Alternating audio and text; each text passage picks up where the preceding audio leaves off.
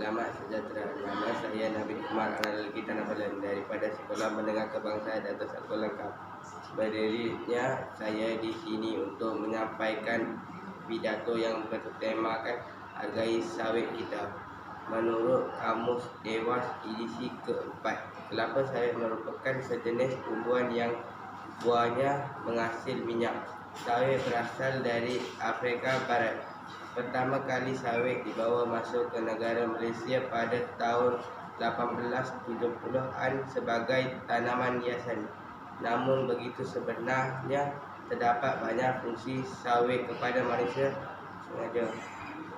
Kerajaan Malaysia memperkenalkan penanaman sawit secara besar-besaran sebagai skim untuk membasmi kemiskinan dan meningkatkan taraf hidup dalam kalangan penduduk luar bandar. Industri sawit bermula pada tahun 1017 dengan penanaman sawit di ladang Termaran di Kuala Selangor. Seterusnya, penanaman ladang mendadakan setelah Felda membuka tanah rancangan secara besar-besaran. Kelapa sawit juga merupakan komoditi pertanian utama bagi negara ini.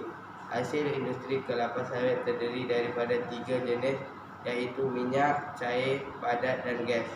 Pembiakan sawit melalui penyamaian biji sawit, bunga dan buahnya berupa tanda apabila buah sawit masak, buahnya menjadi warna merah kehitaman. Minyak sawit digunakan sebagai bahan minyak goreng, sabun dan lilin. Ampasannya boleh dijadikan makanan ternak, contoh makanan ayam.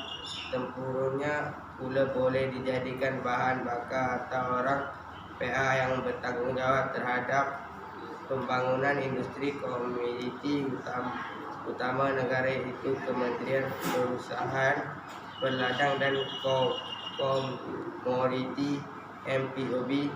Antara objektif yang digariskan MPOB adalah meningkatkan produktiviti dan daya saing sektor perladang, meningkatkan sumbang sektor perladangan dan komoditi, serta memastikan pembangunan sektor perladang dan komoditi berkembang mapan serta mesra alam.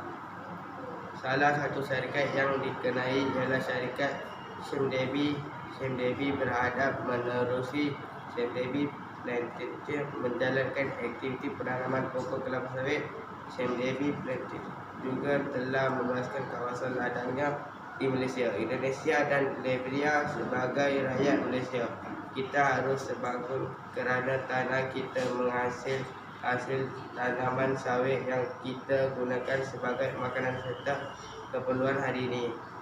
Minyak kita juga boleh diekspor ke luar negara, oleh itu hargailah sawit kita. Sekian saja pidato saya. Terima kasih.